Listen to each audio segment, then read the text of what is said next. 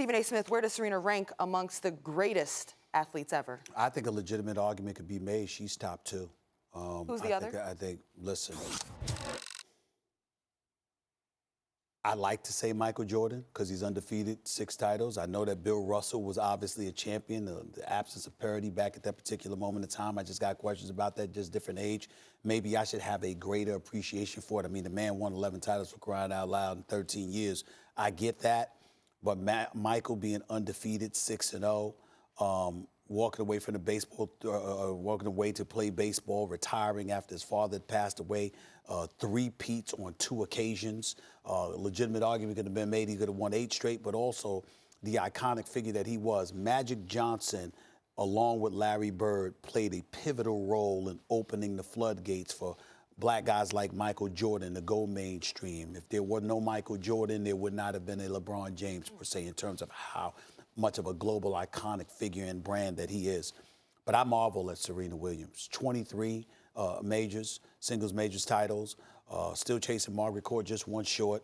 What she has done in her phenomenal career on the tennis court in and of itself makes her the greatest female tennis player ever, okay? But then when we add to that the adversity that she's had to deal with, being a black woman, being subjected to the ridicule and the vitriol that her and her family, through her father, some of the things Venus is going through, some of the things Serena has been said, the things that have been said about her, the way that people have attacked her and what have you, and to have to work through that. And then keep in mind, she also won 1 title when she was pregnant. Literally pregnant and won a title. The Australian Open. That's right, the Australian Open. So I just look at it from that perspective, and I'm just like, we ain't seen anything like her. I look at her and Ali, and you want to throw Jordan in there. You want to throw Tiger Woods rather in there because of how he introduced folks to the sport of golf. In other words, he opened the gates for black folks to be received, even though some would argue that's still a challenge. But Serena, my God, I don't have a problem with her being number 1 or number 2 or number 3. It don't matter. I mean, Muhammad Ali, Michael Jordan, her. I don't have a problem with it. She's right there. You got to my number 1. You got there eventually. But I agree with you. Serena is in the conversation. You start laying it out. You look at the candidates. You talk about, I think, Tom Brady. You got to include the men's side of this because Roger Federer has been absolutely the greatest tennis player to live, although he's being chased right now by 2 that might overtake him in Novak Djokovic and Rafa Nadal. You got Tiger Woods and Jack Nicklaus in golf. You got Michael Phelps in swimming and Usain Bolt in track and field. But you brought up an interesting word. You said icon. So it's not just about what you've achieved, right? It's not just about your greatness on the field or on the court. Yes. It's about what you've meant off it as well. And Serena obviously has meant a world, whether it be gender, race, dominance, adversity, body type. Serena has broken down barriers at every step. The only person I can think of who definitively surpasses her as greatest of all time by checking the boxes in the ring and as an icon is Muhammad Ali. Yeah. Muhammad Ali's influence and greatness exceeds boxing. It exceeds the American culture. It exceeds everything. And let's not pretend it didn't come with adversity. It didn't come with controversy. It came with everything you could ever ask of an athlete, including self-promotion. Right. I think Muhammad Ali has to start and finish his number 1. I don't have a problem with Ali being number 1, obviously. But when you talk about, what they embody and what they represent, black folks talk about what you overcome.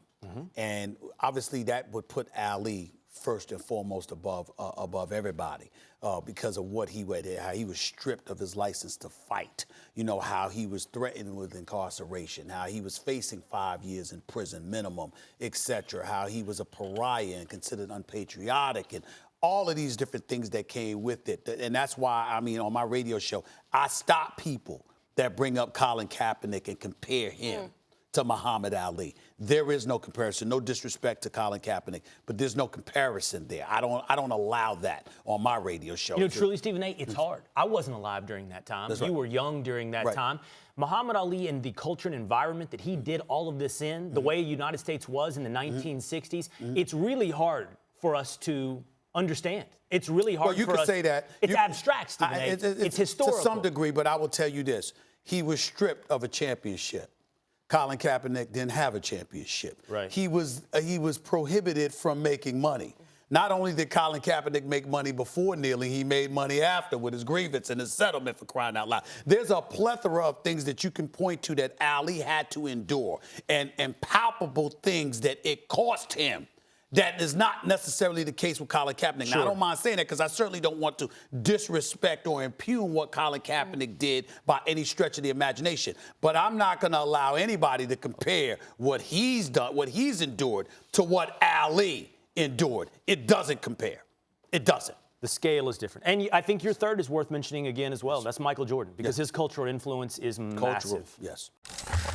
Thanks for watching ESPN on YouTube. For more sports highlights and analysis, be sure to download the ESPN app. And for live streaming sports and premium content, subscribe to ESPN+.